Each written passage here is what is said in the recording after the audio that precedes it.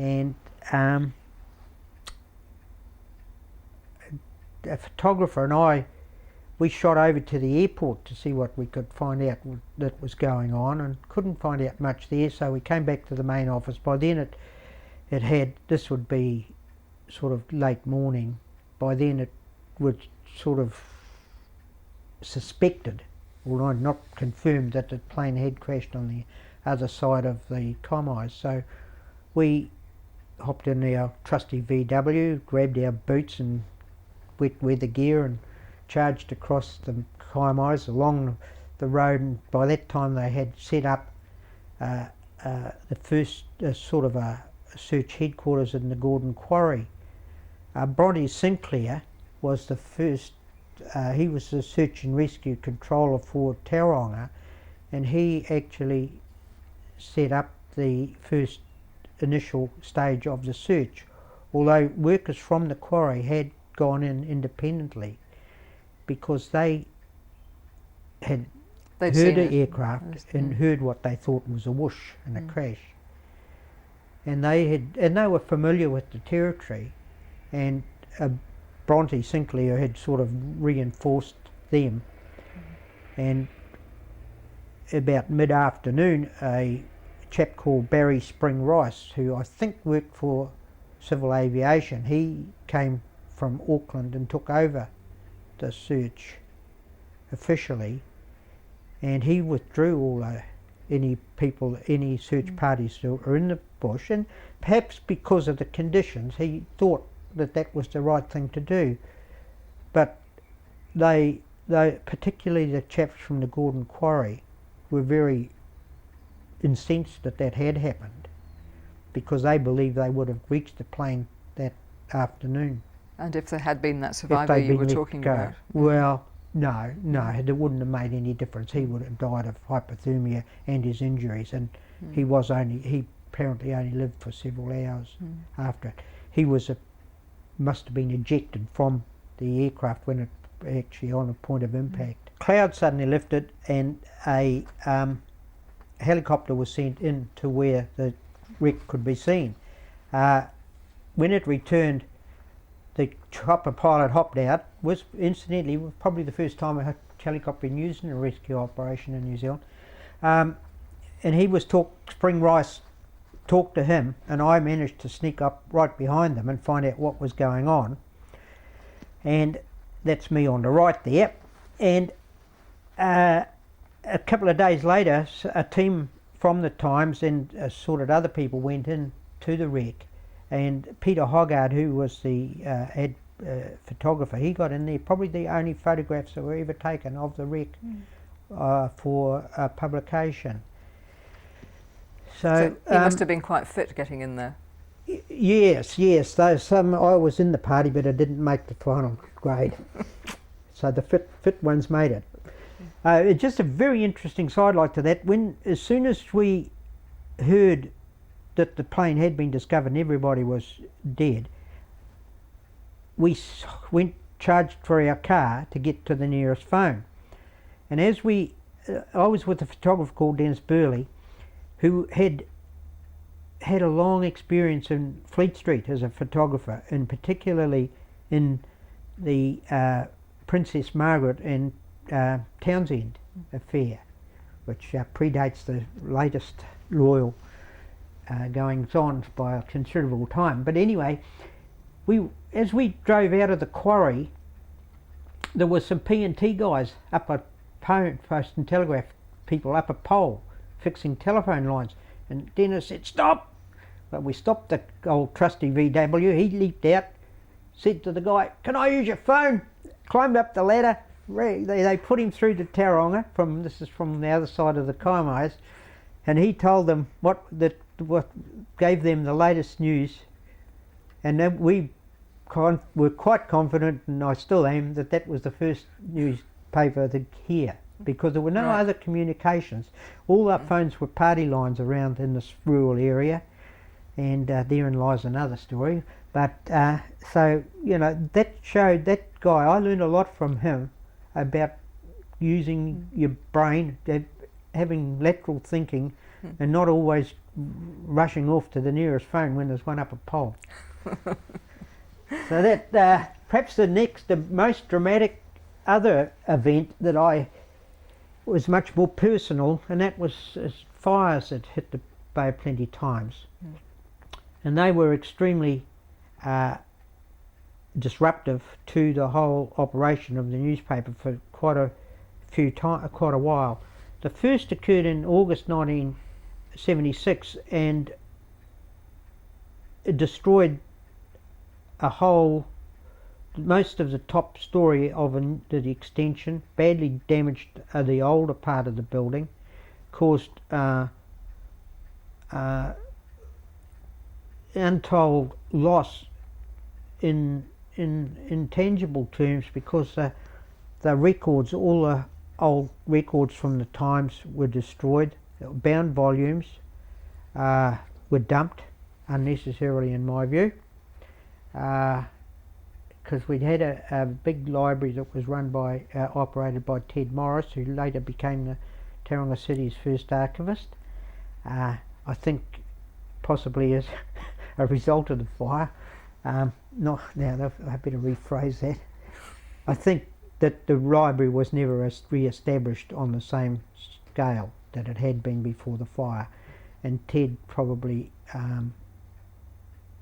did not really fit into the new system. There wasn't a job for a full-time librarian anymore, so he, as I say, he moved to the position of archivist for the city. Luckily, of course, Bill Crossett had the newspaper's microfilm. Yes, and that was probably one of the great gifts to the city, was his foresight in making sure there were two records kept of them all. But most of the bound volumes, because they were bound so strongly on the outside with very thick board, they were charred. They weren't destroyed, and it was a real tragedy that they were just taken to the dump. Somebody actually got them from the dump, I believe. Yes, but so that was the fire in '76. And yeah, well, the paper, the whole production system was virtually disrupted for quite some months. The editorial department had worked from the cafeteria, which caused we were sitting sort of cheek and jowl. It's quite unhappy time for all of us. Then in the next year there was another fire, but that was in the basement area, and it was deliberate. The first one was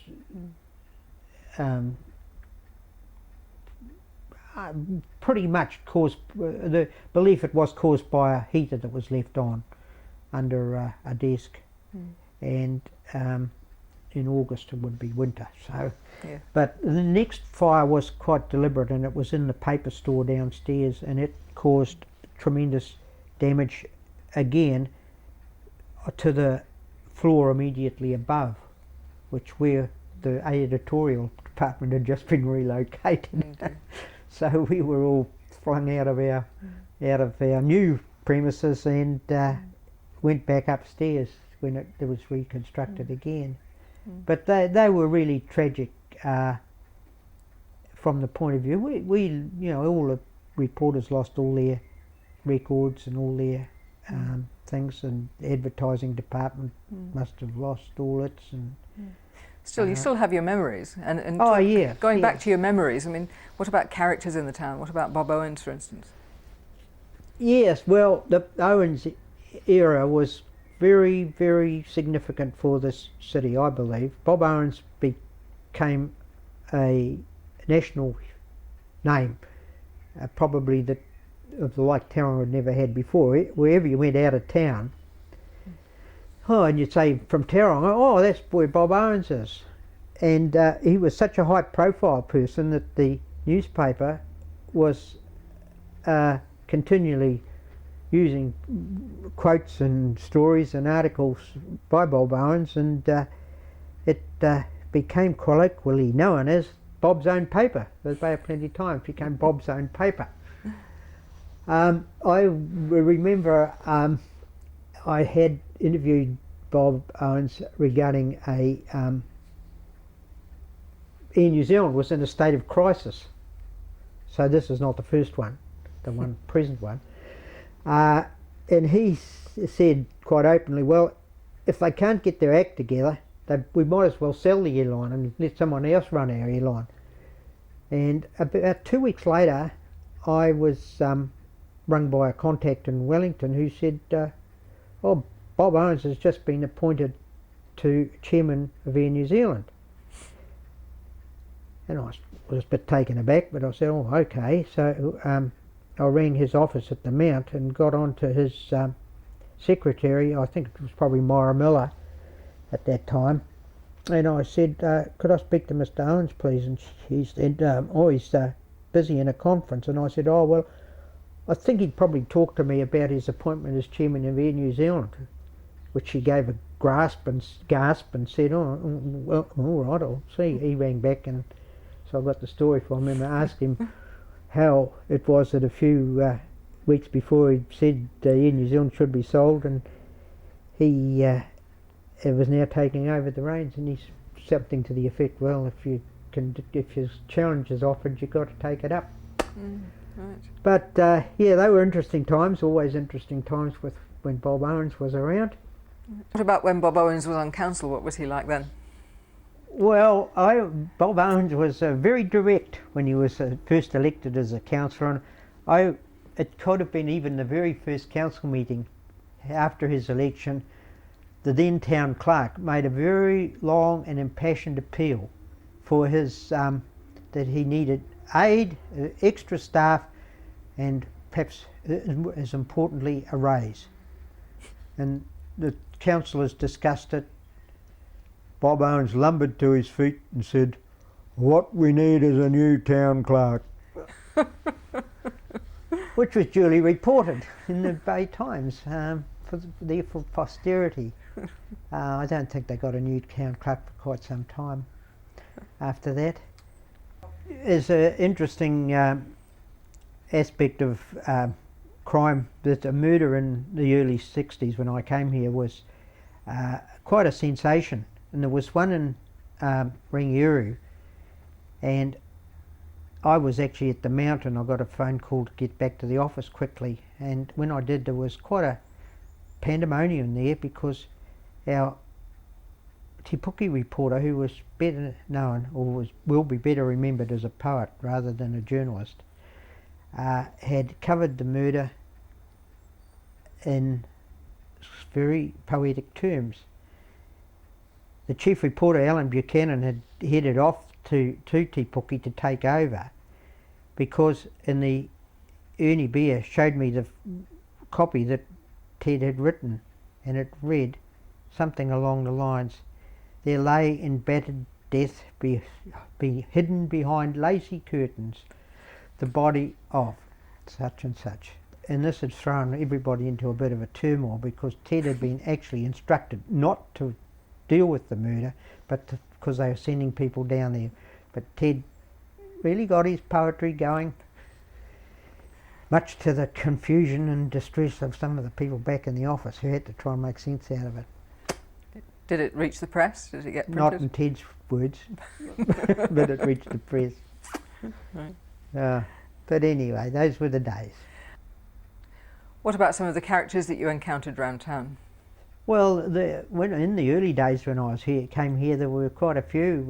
Names that spring to mind are Sally Lunn, Tingaling, and Spring Heel Jack. Sally Lunn, I think, was a war casualty, and he rode around on his bike and he would shout, "Churchill is the greatest," or "Cassius Clay is the greatest." He once caused a little incident down at the Coronation Pier, where the Governor General and his wife arrived in an amphibian from Auckland, and just as they were reboarding the amphibian, Sally Lunn marched up, presented his box brownie, and said, "Hold it while I get a photograph."